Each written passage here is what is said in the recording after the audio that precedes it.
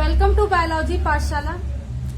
मेरे प्यारे बच्चों, आज की पाठशाला में हम आपके लिए एमसीक्यू सीरीज लेकर के आए हैं और जो हमारा सिस्टम चल रहा है वो चल रहा है नर्वस सिस्टम।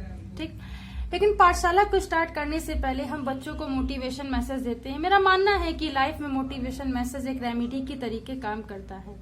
तो आज की सीरीज का मोटिवेशन मैसेज कुछ इस तरीके से है कि बेटा, बूंद बूंद से सागर बनता है, बूंद बूंद से घड़ा बढ़ता है। इसलिए आपके छोटे छोटे प्रयास आपको एक बहुत बड़ा परिणाम देते हैं। इसलिए हमेशा धैर्य बनाए रखिए, मेहनत करते रहिए और प्रयास करते रहिए। अगर आज की पाठशाला की बात करें तो आज की पाठशाला का जो टॉपिक है वो है एमसीक्यू। ठीक, इट इज अ पीवाईक्यूज और कॉन्सेप्टुअल चीजों पे बेस्ड है, अब वही बताएंगे।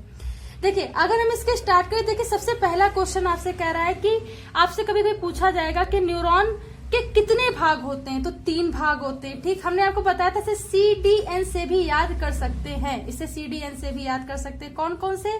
साइटॉन, डेंड्रॉन्स और एक्सॉन। चाहे आप सडन से याद रख लो, ठीक, तो आपको याद होना चाहिए कुल मिला के साइटॉन, डेंड्रॉन्स और एक्सॉन के बारे में। ठीक, आपसे पूछा जाएगा एक क्वेश्चन, आपसे ये पूछा जाएगा कि एक्सॉन तंत्रिका आवेगों के रूप में प्रभावित होता है। सही बात है। मनुष्य में गति किसकी होती है? देखिए, एक्सॉन से जो तंत्रिका आवेग प्रभावित होते हैं तो मनुष्य जो क्या होता है, सबसे विकसित एनिमल है, मैमल्स में सबसे ज्यादा, ठीक, वैसे भी विकसित है। और इसमें जो इसकी गति होती है 130 से 200 मीटर प्रति सेकंड की होती है। उभयचरों की बात करें तो 20 से 40 मीटर प्रति सेकंड की होती है। सरीसृपों की बात करें तो देखिए 15 से 35। ठीक है, आपको हो सकता हो यहाँ पे थोड़ा सा वेरिएशन भी मिल सकता है, हो सकता हो कहीं पे 20 से 35 दिया हो, तो इसलिए आप परेशान मत होना, ये इसी के अराउंड रहता है। ठीक है, 35 से आगे नहीं जाएगा। उसके बाद देखिए एक क्वेश्चन आता है, कहेगा कि एक उद्दीपन के बाद तंत्रिका तंतु को कुछ समय तक पुनः उद्दीपित नहीं किया जा सकता। बिल्कुल सही है। देखिए, कोई भी उद्दीपन है, कोई भी एक्शन है, कुछ क्षणिक देर के लिए होता है। ठीक, उसके बाद एक्शन होता है, हमने यह बात आपको बताई है। इस अवधि को कह रहा है कि उद्दीपन की या स्टिमुलेशन की इस अवधि को क्या कहते हैं? इस अवधि को रिफ्रैक्टिव पीरियड कहते हैं। क्या बोलते हैं? Refractive period. होता क्या है कि इस रिफ्रैक्टिव पीरियड में क्या होता है, जब कोई सेल से कोई विशेष प्रकार का नियामक या प्रभाव उत्पन्न होता है तो स्टिमुलेशन जैसे उत्पन्न होते तो सेल्स के उसके चारों तरफ क्या होते हैं? रिसेप्टर सेल्स होते हैं। रिसेप्टर सेल से क्या होता है कि ये क्या करते हैं? उद्दीपन को ग्रहण करते हैं और फिर ये क्या होता है? एक्शन होता है। ठीक है, फिर क्या होता है? एक्शन होता है, एक्टिविटी होती है। तो जो पूरी ड्यूरेशन हो रही, उस ड्यूरेशन को क्या बोलते हैं? रिफ्रैक्टिव पीरियड बोलते हैं। ठीक, अब एक क्वेश्चन आपसे पूछा जाता है कभी कभी कि स्तनधारियों का रिफ्रैक्टिव पीरियड क्या होता है? तो देखिए, स्तनधारियों का जो रिफ्रैक्टिव पीरियड होता है 1/1000 सेकंड्स का होता है। 1/1000 सेकंड्स का होता है। उसके आगे की बात करें, देखिए ये बहुत क्वेश्चन पूछा जाता है। आप जैसे इंटरनल एग्जाम देते हैं या आपके बोर्ड में भी कैसे ऐसे छोटे छोटे क्वेश्चन भी आ जाते हैं, तो उसमें पूछा जाता है कि मस्तिष्क का भार कितना होता है। देखिए, मस्तिष्क का भार होता है 1.4 to 1.5 kg। ठीक, तो ये वेरिएशन मिलेगा और वो भी 1-2 उसका होता है। ठीक, उसके बाद तंत्रिका कोशिकाओं में तथा 1000 अरब आलंबन प्रदान करने वाली न्यूरोगैलियल कोशिकाएं होती हैं। तो न्यूरोगैलियल्स क्या करती हैं? ये सब क्या करती हैं? सेंसरीज के लिए होती है। किसके लिए होती है? सेंसरीज के लिए होती है, सेंसरीज की होती है, यानी कि संवेदनाओं को क्या करती है? प्रारंभ करती हैं। ठीक है, तो तंत्रिका कोशिकाओं में लगभग 1000 अरब क्या होते हैं? न्यूरोगैलियंस होते हैं। ठीक है, क्या होते हैं? न्यूरोगैलियंस होते हैं। उसके बाद अगर बात करें, एक क्वेश्चन ये यहाँ से पूछा जाता है कि घ्राणपालियां छोटी होती हैं और घ्राणपालियों में एक कैविटी पाई जाती है, एक कैविटी पाई जाती है। देखिए, जहां पे भी सील शब्द आ जाता है उसका मतलब क्या होता है? कैविटी।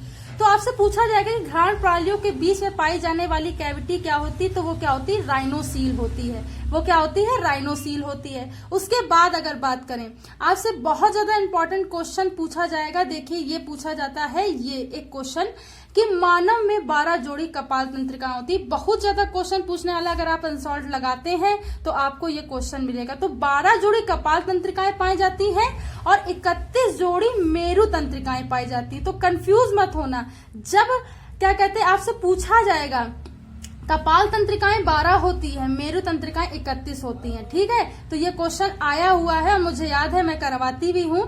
ठीक, उसके आगे अगर हम बात करें तो देखिए 1-2 क्वेश्चन यहाँ से भी बहुत इंपॉर्टेंट है। हम सारे नहीं बताएंगे, इंपॉर्टेंट जो है वही बताएंगे। ठीक है, जो आपकी तैयारी को और मजबूत करें। देखिए, एक क्वेश्चन आपसे पूछा जाता है कि आइरिस के पीछे कौन सा लेंस होता है। इस तरीके से आपसे पूछा जाएगा कि हमारी आंखों में कौन सा लेंस काम करता है, तो वो कैसा होता है, द्विउत्तल लेंस होता है, बाई कॉन्वेक्स लेंस होता है। ठीक, और क्या करता है, ये परिपक्व अवस्था में मोतियाबिंद या कॉन्ट्रैक्ट के कारण क्या करता है, लेंस जो होता है कभी कभी अपारदर्शी हो जाता है। भाई, जब किसी चीज की कोई किसी भी कारण या किसी भी फैक्टर के कारण जब हमारी आंखें कमजोर हो जाएंगी तो लेंस क्या हो जाएगा, अपारदर्शी हो जाएगा, उस समय नहीं दिखेगा, हमें मोतियाबिंद जैसी समस्याएं भी हो जाएंगी। उसके आगे बात करें, अगर हम उसके आगे बात करें तो आंतरिक कण को, ठीक, आपसे पूछा जाएगा जो इंटरनल ईयर है उसको क्या बोलते, उसकी पटा या उसकी सतह को क्या बोलते, तो उसको मेम्ब्रेनस लेब्रिंथ बोलते। बहुत इंपॉर्टेंट क्वेश्चन है और बच्चों को पता नहीं होता, छोड़ के चले जाते हैं, फिर मार्क्स उनके कम आते हैं। तो ये क्वेश्चन बहुत पूछा जाता है। और भी पूछा जाता है आपसे, मिडिल ईयर की तीनों लेयर के नाम भी पूछे जा सकते हैं। जब मिडिल ईयर के तीनों लेयर के नाम पूछे जाएंगे तो वो क्या होते हैं, इनकस, मैलस और स्टेपीज होते हैं। क्या होते हैं, इनकस,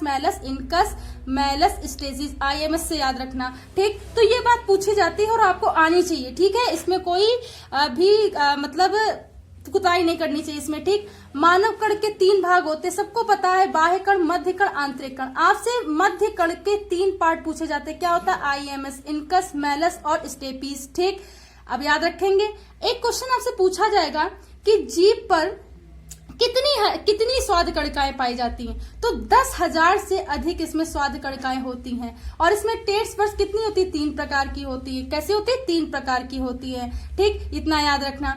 अब अच्छा, आपको देख लीजिए, जैसे कि आपसे पूछा जाएगा कि मनुष्य में कम से कम में डेसिबल क्या होता है, जो डीबी होती है बेटा वो क्या होती है, ध्वनि की इकाई होती है। आपसे कभी कभी डेसिबल से पूछा जाएगा कि ध्वनि की इकाई क्या होती है, आप डीबी लगाना। ठीक, डेसिबल होती है। आपसे पूछा जाएगा कि मनुष्य में कम से कम 20 डेसिबल, कम से कम में 20 डेसिबल और अधिक से अधिक में 2000 डेसिबल की ध्वनि सुन सकता है। और मैं आपको एक चीज बताती हूँ, देखिए